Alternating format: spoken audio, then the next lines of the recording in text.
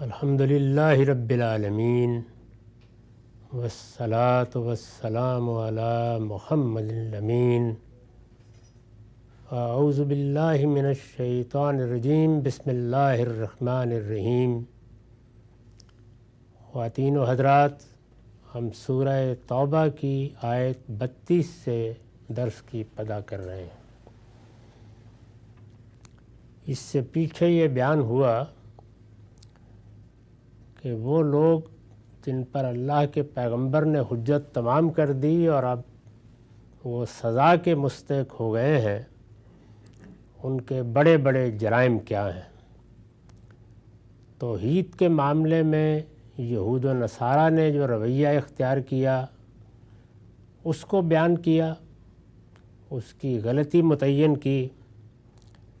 اب یہ بتایا جا رہا ہے کہ اللہ کی طرف سے جو روشنی آئی، اللہ نے اپنے آخری پیغمبر کو مبعوث فرمایا، اس کے مقابل میں بھی ان کا رویہ کیا رہا، اور اب اللہ کا فیصلہ آ گیا ہے تو اس فیصلے کی وجہ کیا ہے۔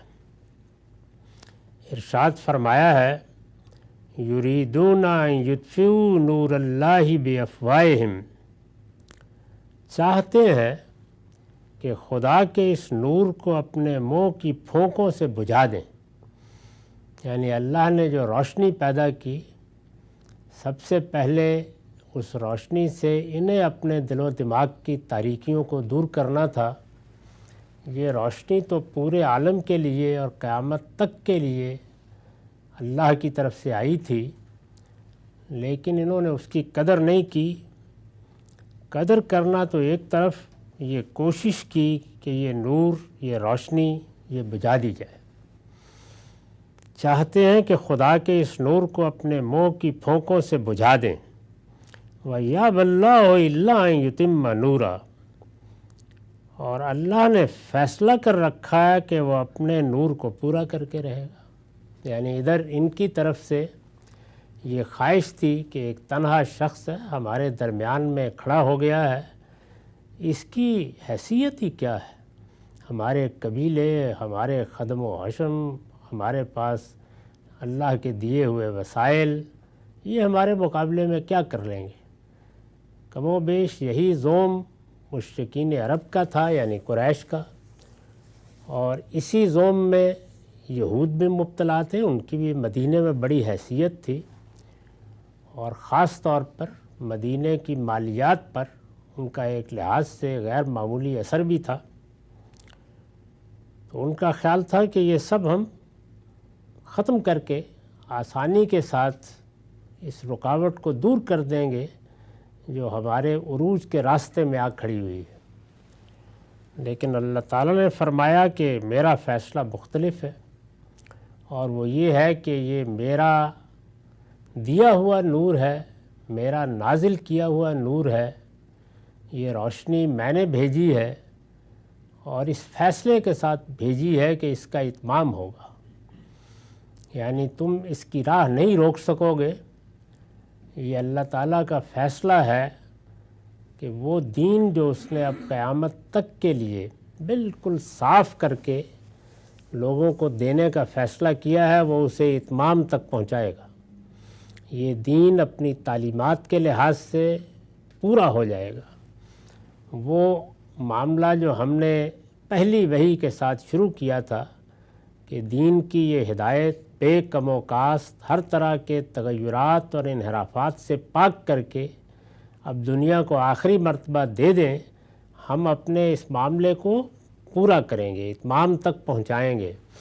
اور اس کے ساتھ یہ فیصلہ کیا تھا کہ اس دین کے ماننے والوں کو اس سرزمین میں غلبہ حاصل ہوگا، یہ اس دوسری چیز کے راستے میں بھی کوئی رکاوٹ نہیں پیدا کر سکیں گے۔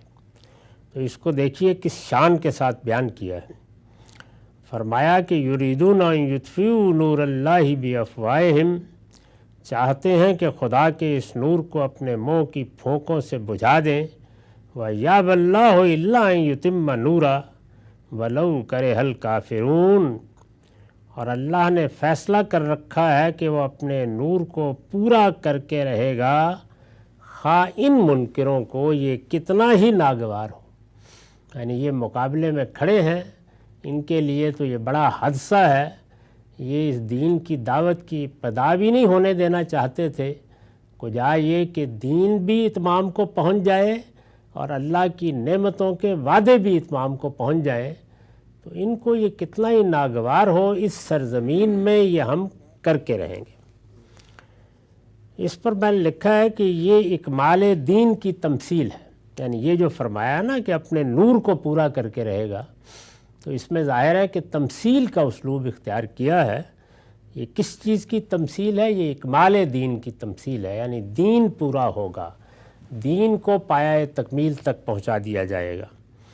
مطلب یہ ہے کہ یہود و نصارہ جو کچھ چاہتے ہیں اس کے الرغم، یعنی ان کی اس خواہش کے باوجود، جو دین ہم نے اپنے پیغمبر کو پہلی وحی سے دینا شروع کیا تھا اسے پورا کریں گے، اور اس کی دعوت وہاں تک پہنچا دیں گے جہاں تک پہنچنا اس کے لیے مقدر ہو چکا ہے۔ یعنی اس میں دونوں چیزیں طے کر دی گئی تھیں کہ اللہ کے آخری پیغمبر کی بعثت جس سرزمین میں ہوئی ہے وہاں اللہ کے دین کا غلبہ قائم ہو جائے گا، جیسے کہ اللہ کے رسولوں کے معاملے میں اللہ کی سنت رہی ہے، اور دین کی جو ہدایت دینا شروع کی ہے اس میں بھی جو رکاوٹیں یہ لوگ پیدا کریں گے وہ سب دور ہو جائیں گی، اور ایک دن یہ اعلان کر دیا جائے گا کہ پہلی وحی سے جو دین کی ہدایت ہم نے دینا شروع کی تھی وہ آج پایہ تکمیل کو پہنچ گئی۔ اس میں دو چیزیں بڑی اہم ہیں جن کو سمجھ لینا چاہیے۔ ایک تو یہ کہ ہمارے ہاں اکمال دین یا دین کے مکمل کرنے کا مفہوم بالکل غلط قائم کر لیا گیا کہ پہلے انبیاء علیہم السلام کو جو دین دیا گیا وہ نامکمل تھا، اور یہ محمد الرسول اللہ صلی اللہ علیہ وسلم کے ذریعے سے مکمل ہوا ہے۔ یہ صحیح چیز نہیں ہے۔ ہر پیغمبر کو جو دین دیا گیا وہ پورا دین دیا گیا۔ اللہ کی ہدایت ہمیشہ سے ایسی ہی رہی ہے۔ اللہ تعالیٰ نے جگہ جگہ قرآن مجید میں یہ بتایا ہے کہ میرا دین ہمیشہ سے اسلام ہے۔ اسلام کسی ایک پیغمبر کا دین نہیں ہے، یہ سب پیغمبروں کا دین ہے۔ سب پیغمبروں کو یہی دین دیا گیا تھا، اور ہر پیغمبر کو اس کے زمانے، اس کے حالات کے لحاظ سے اس کی پوری ہدایت ملی، یعنی دونوں صورتوں میں ابتدا کی ضرورت تھی تب بھی پوری دی گئی، اور اگر کسی موقع پر پیچھے سے ایک روایت چلی آ رہی تھی تو وہ بھی گویا پوری کی پوری ان کے پاس رہی۔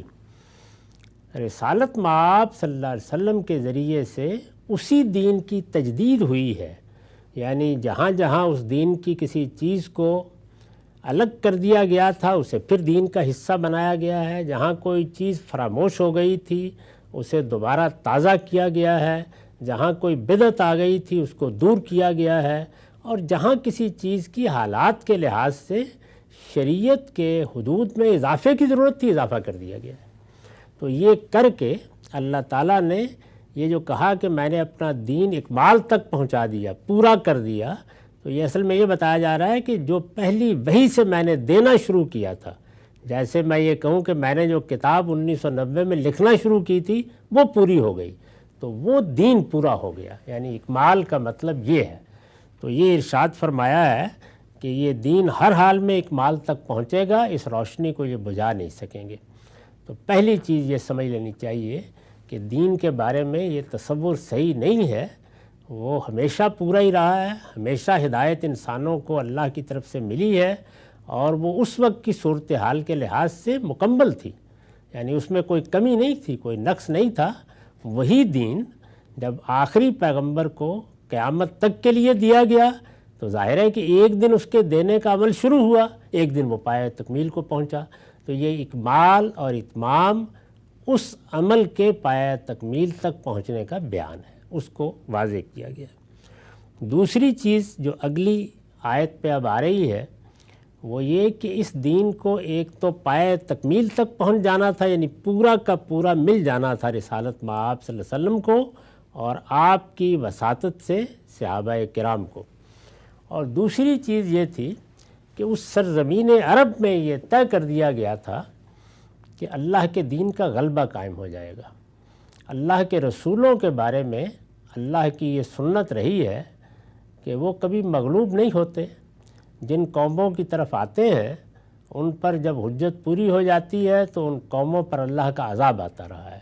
عاد و سمود کے، شعیب کے، دوسری قوموں کے معاملات میں یہ چیز قرآن نے بہت بیان کی ہے، یعنی یہ تو قرآن مجید کو آپ کہیں سے کھول لیجئے یہ مضمون شروع ہو جاتا ہے۔ اس کو اللہ تعالیٰ اپنی سنت کہتے ہیں، سنت اللہ، اور یہ کہتے ہیں کہ سب رسولوں کے باب میں ہماری یہ سنت رہی ہے اور لن تجد لسنت اللہ تبدیلا۔ اسی کے بارے میں یہ بیان کیا ہے سورہ یونس میں کہ لکل امت الرسول، ہر قوم کی طرف ہم نے رسول بھیجا، اور فَإِذَا جَاءَ رَسُولُهُمْ قُضِيَ بَيْنَهُمْ بِالْقِسْطِ وَهُمْ لَا يُظْلَمُونَ۔ ہمارا قانون، ہماری سنت یہ ہے کہ جب ان قوموں کی طرف کوئی رسول آ جاتا ہے تو پھر اسی دنیا میں ان کا فیصلہ ہوتا ہے۔ وہ جو دنیا میں فیصلہ ہوتا ہے اس میں بالعموم تو یہ ہوا کہ قوم تباہ کر دی گئی، یعنی 2 لوگ ایمان لائے، 4 ایمان لائے، 10 ایمان لائے، زیادہ سے زیادہ ایک کشتی کے سوار ایمان لے آئے، تو اس میں کیا چیز ہونی ہے اور کیا نہیں، بس قوم تباہ کر دی گئی۔ اس کے بعد اللہ تعالیٰ اپنے پیغمبروں کو اٹھا لیتے ہیں، یعنی ان کا ایک لحاظ سے اپنی قوموں کے مقابلے میں غلبہ تو قائم ہو جاتا ہے کہ وہ نجات پاتے ہیں، ان کے چند ساتھی بھی ہوں تو وہ نجات پاتے ہیں اور قومیں تباہ کر دی جاتی ہیں۔ رسول اللہ صلی اللہ علیہ وسلم کے معاملے میں 2 چیزیں پیش نظر تھیں، یعنی یہ کہ آپ اللہ کے رسول ہیں، اس لیے اس سنت کے مطابق، اس سنت اللہ کے مطابق آپ کی قوم کو سزا بھی ملے گی اگر وہ ایمان نہیں لاتے، اور آپ کا غلبہ بھی قائم ہوگا، لیکن اس سرزمین میں اللہ کے دین کا غلبہ قائم کیا جائے گا، کیونکہ یہ سرزمین اللہ نے اپنے لیے خاص کر لی ہوئی ہے۔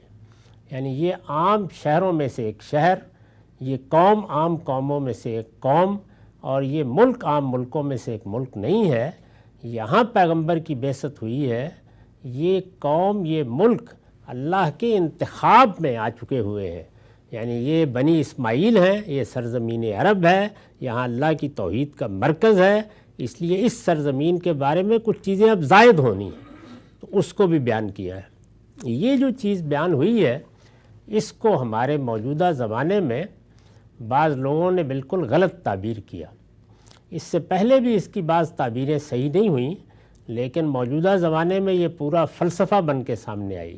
یہ ایک سنت اللہ کا ظہور تھا، اللہ کے پیغمبروں کے معاملے میں اللہ نے جو ایک قانون بنا رکھا ہے یہ اس کا اطلاق تھا۔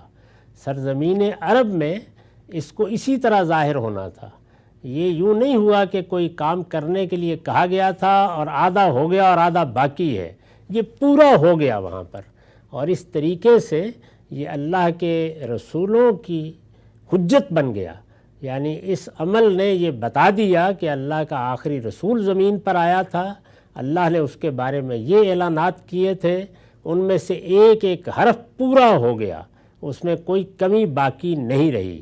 اس سنت اللہ کو لوگوں نے انقلاب کی جد و جہد سمجھ لیا، یعنی ان کا خیال یہ تھا کہ رسول اللہ صلی اللہ علیہ وسلم کے ذریعے سے سرزمین عرب میں ایک سیاسی انقلاب آیا ہے، اور اس طریقے سے گویا اب دنیا میں ہم کو یہ انقلاب برپا کرنا ہے، اور اس میں جو یہ کہا گیا ہے کہ تمام ادیان پر غلبہ قائم ہوگا، تو یہ وہاں تو ہو گیا تھا، لیکن اب باقی دنیا میں یہ ہمارا کام ہے کہ ہم یہ غلبہ قائم کریں۔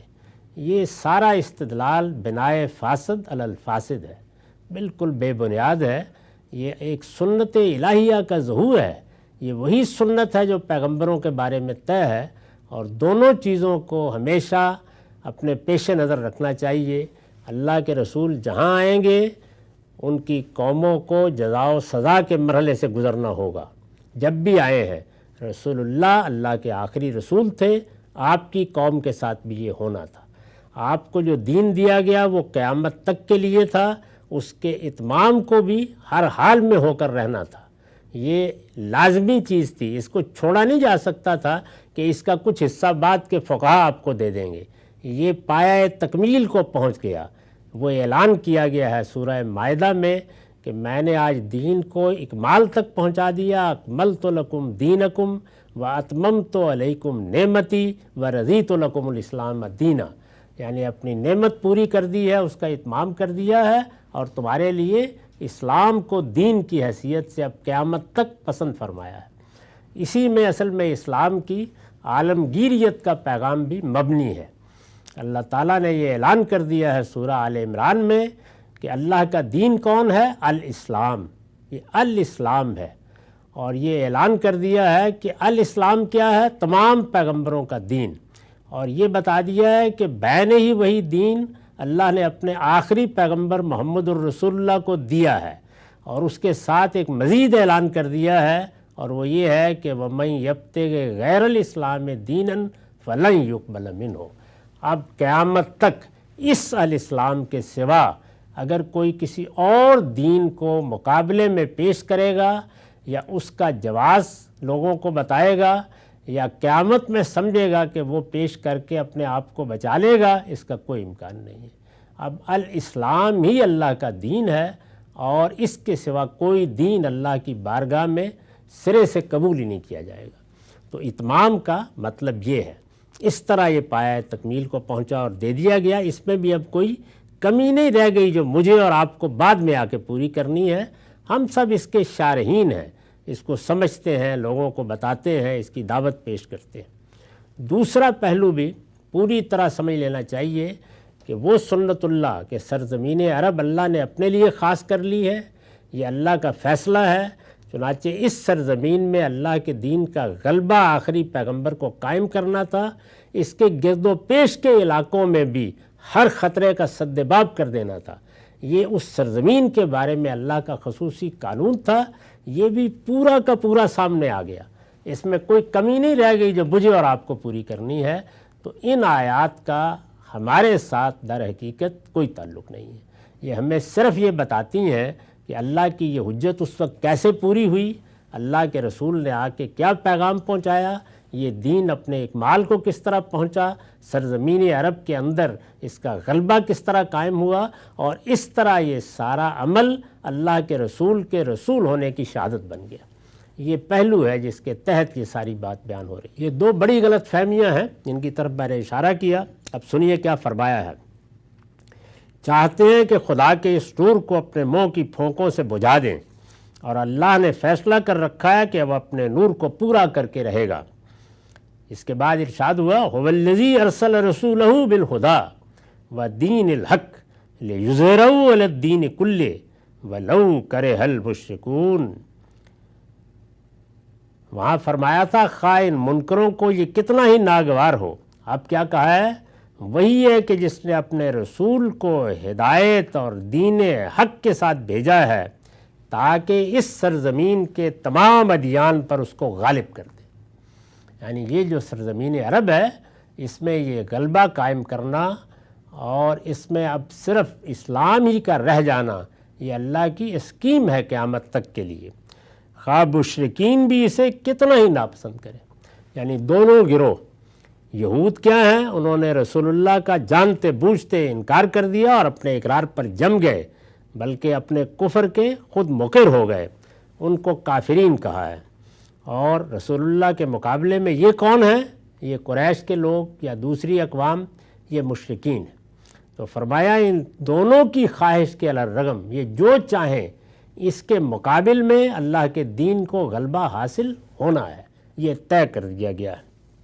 اس پر حاشیہ ہے، یہ غلبہ رسول اللہ صلی اللہ علیہ وسلم کے ذریعے سے اور ان مشرکین کی خواہشوں کے علی الرغم قائم ہونا تھا جو آپ کے مخاطبین اولین تھے۔ یعنی یہ بتا دیا ہے کہ اس میں جن لوگوں کو ناگوار گزرے، جو لوگ ناپسند کریں، وہ میں آپ قیامت تک آنے والے لوگ نہیں ہیں، وہ مشرکین عرب ہیں، وہ آپ کے وہ منکرین ہیں، ان کی خواہشوں کے علی الرغم یہ فیصلہ کیا گیا تھا کہ یہ غلبہ ہونا ہے، اور جن کا ذکر لو کرہ المشرکین کے الفاظ میں ہوا ہے، لہذا ضروری ہے کہ یہاں لفظ کل کو اسی تخصیص کے ساتھ لیا جائے جو ہم نے ترجمے میں واضح کر دی ہے، کیونکہ یہ الفاظ آ گئے تھے علی الدین کلہ، تو لوگوں نے غلطی سے یہ سمجھ لیا کہ اب یہ دنیا کے سارے ادیان مراد ہیں، نہیں، اس سرزمین عرب کے تمام ادیان۔ اور یہ لفظ تمام، کل، یہ ہم بھی اسی طرح ایک خاص سیاق میں بولتے ہیں. ہم کہتے ہیں کہ بھئی میں نے تو سب لوگوں کو یہ بات بتا دی ہے. تو یہ سب لوگ بعض اوقات آپ کے قریبی لوگ ہوتے ہیں، بعض اوقات خاندان کے لوگ ہوتے ہیں، بعض لوگ ملک کے لوگ ہوتے ہیں، بعض قوم کے ہوتے ہیں. اس سے شاید ہی یہ مراد ہوتی ہے کہ ساری دنیا. تو اسی طریقے سے یہ لفظ کل آیا ہے. عربی زبان میں بھی اور ہماری زبانوں میں بھی اس طرح الفاظ استعمال ہوتے ہیں. لہٰذا ضروری ہے کہ یہاں لفظ کل کو اسی تخصیص کے ساتھ لیا جائے، یعنی اس تخصیص کے ساتھ کہ اس سے مراد ہے سرزمین عرب کے تمام ادیان، جہاں اللہ کے آخری رسول کی بعثت ہوئی ہے، جو ہم نے ترجمے میں واضح کر دی ہے. تاریخ بتاتی ہے کہ قرآن کی یہ بات حرف بحرف صحیح ثابت ہوئی، یعنی ایک ایک لفظ اس کا پورا ہو گیا. جب یہ کہا جا رہا تھا تو دور دور تک آثار نہیں تھے، لیکن ایک ایک حرف اس کا پورا ہو گیا. اور رسول اللہ صلی اللہ علیہ وسلم کی زندگی میں دین حق کا غلبہ پورے جزیرہ نما عرب پر قائم ہو گیا. یہ ایک سنت الہی کا ظہور تھا. یعنی یہ کیا تھا؟ یہ کوئی انقلاب تھا؟ یہ کوئی سیاسی تغیر تھا؟ ہرگز نہیں. یہ ایک سنت الہی کا ظہور تھا، یعنی اللہ کے ایک قانون کا ظہور ہوا. اللہ نے جو قانون اپنے رسولوں کے باب میں بنا رکھا ہے، یہ اس قانون کے نتائج سامنے آئے. یہ ایک سنت الہی کا ظہور تھا جو رسولوں کے باب میں جگہ جگہ بیان ہوئی. اللہ تعالیٰ نے اس کو اس قرآن مجید میں جگہ جگہ واضح کیا ہے کہ ان کی طرف سے، یعنی رسولوں کی طرف سے اتمام حجت کے بعد اللہ تعالیٰ انہیں غلبہ عطا فرماتے اور ان کے منکرین پر اپنا عذاب نازل کر دیتے ہیں. اس سنت الہی کا ظہور ہے. اس کو ان الفاظ میں بیان کیا ہے، اس لیے کہ باقی پیغمبروں کے معاملے میں یہ دوسری چیز مقصود نہیں تھی. یہ ایک زائد پہلو ہے جو اس لیے سامنے آیا کہ جزیرہ نما عرب کے بارے میں اللہ کا ایک دوسرا فیصلہ ہزاروں سال پہلے صادر ہو چکا تھا سیدنا ابراہیم کے ذریعے سے، کہ یہاں اللہ کی توحید کا مرکز ہوگا اور یہ سرزمین قیامت تک اللہ کے دین کے مرکز کی حیثیت سے اللہ کا نور دنیا میں پھیلاتی رہے گی. تو چونکہ سرزمین عرب کی یہ خاص حیثیت طے ہو گئی تھی، اس لیے یہ لازم تھا کہ یہاں کے تمام ادیان پر اللہ کے دین کا غلبہ قائم ہو، یہاں دین صرف اللہ ہی کا ہو جائے. چنانچہ رسول اللہ نے اپنے بات کے لیے اعلان کر دیا کہ اب یہ غلبہ قائم ہو گیا، یہاں تمام ادیان ختم کر دیے گئے. اب اس سرزمین کے بارے میں قانون یہ ہے کہ لا یجتمع دینان فی جزیرۃ العرب. اس سرزمین عرب میں اب کبھی دو دین جمع نہیں ہونے دیے جائیں گے. تو یہ رسول اللہ کا جو فرمان ہے وہ اسی اصول پر مبنی ہے. یہی وہ اصل ہے جس کو سامنے رکھ کر رسالت مآب صلی اللہ علیہ وسلم نے حکم دیا کہ سرزمین عرب میں نہ کوئی معبد باقی رہنے دیا جائے گا، نہ کوئی استھان قائم رہنے دیا جائے گا، نہ کسی بت خانے کو گوارا کیا جائے گا، نہ کہیں بت گوارا کیے جائیں گے. سب کچھ ختم کر دیا گیا. صحابہ کرام کو جو حکم جزیرہ نما عرب میں دیا گیا وہ باہر کے لیے کبھی نہیں دیا گیا. یعنی اس کے احکام ہی بالکل الگ ہیں اور اس کی حیثیت ہی بالکل الگ ہے. یہ ساری بات جز جز میں سمجھ لینی چاہیے. اب یہ سوال پیدا ہوتا ہے کہ یہ سب جو اللہ تعالیٰ نے کیا تو اس سے مقصود کیا تھا؟ یعنی اللہ کی دنیا چل رہی ہے، یہاں لوگ آ رہے ہیں جا رہے ہیں، قیامت میں ہو جائے گا معاملہ. یعنی یہ سنت الہی کیوں رسولوں کے بارے میں قائم کی گئی؟ آخری رسول میں بھی کیوں اس کو برقرار رکھا گیا؟ تو میں نے اس کے اوپر لکھا ہے، اس کا مقصود یہ ہوتا ہے، یعنی اللہ تعالیٰ نے بار بار یہ رسول بھیج کے اپنی دینونت یا اپنی جزا و سزا برپا کر کے دکھائی. اس کا مقصود یہ ہوتا ہے کہ آخرت کی جزا و سزا کا تصور بھی اسی معیار پر ثابت کر دیا جائے جس معیار پر سائنسی حقائق معمل لیبارٹری کے تجربات سے ثابت کیے جاتے ہیں. یعنی اللہ تعالیٰ اس دنیا کو ہمارے سامنے لاتے ہیں، انفس کی طرف توجہ دلاتے ہیں، آفاق کی نشانیاں بتاتے ہیں، اور پھر یہ کہتے ہیں کہ میری معرفت حاصل کرو، مجھے پہچانو. میں حجاب نہیں اٹھاؤں گا، اپنی عقل سے کام لے کر مجھے پہچانو.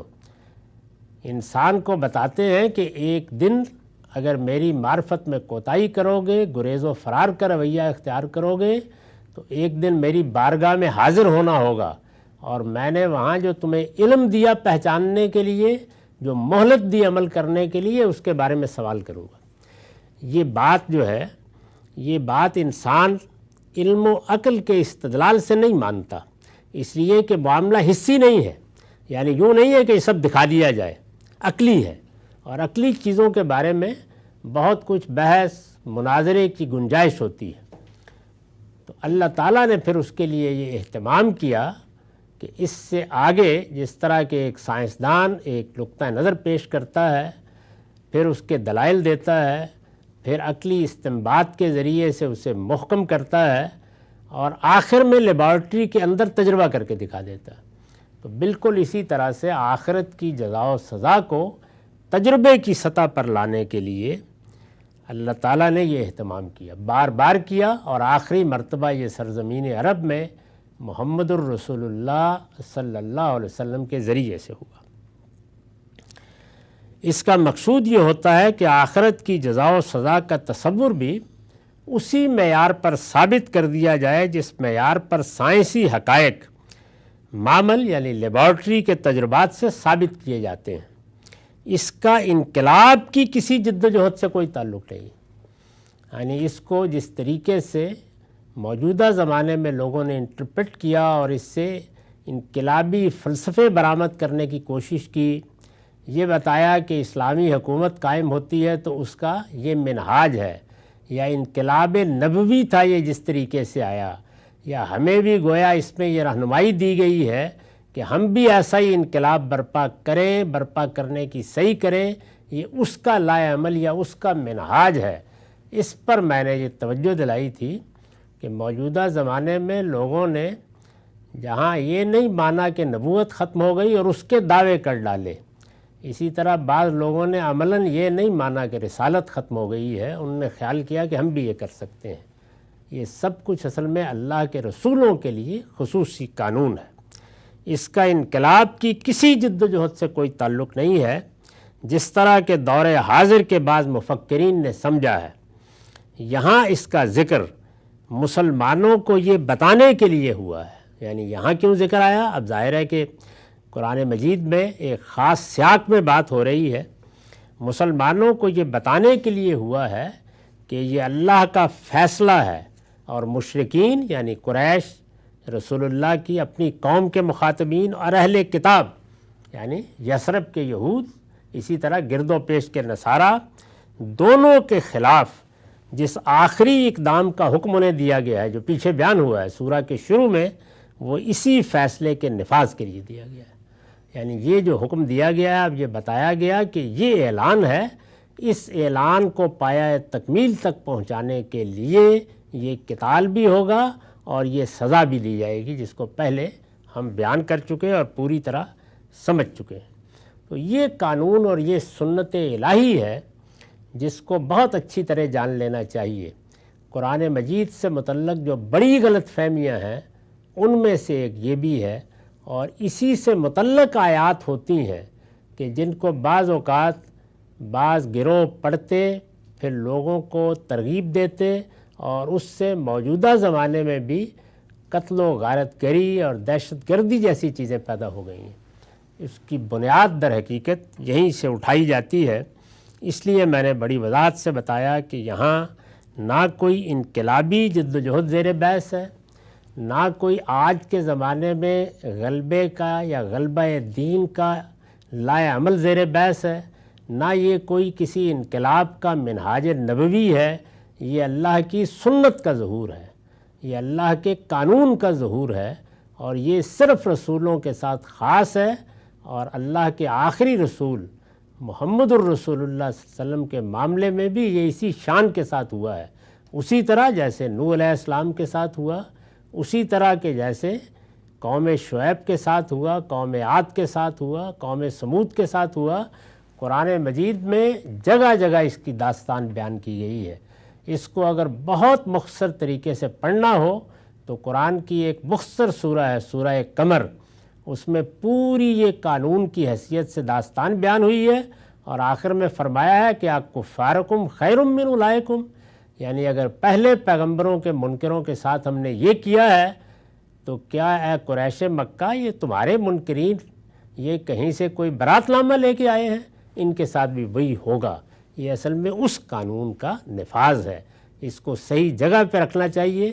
نہ یہ کوئی انقلاب ہے، نہ کوئی منہج انقلاب نبوی ہے، یہ اللہ کی سنت کا ظہور ہے، اور اس کو اگر کوئی شخص اپنے ساتھ متعلق کرتا ہے تو وہ حقیقت میں وہ توقعات کرتا ہے جو اللہ نے اپنے رسولوں کے باب میں بیان کر رکھی ہیں۔ اقول قولی ھذا واستغفر اللہ لی ولکم ولسائر المسلمین۔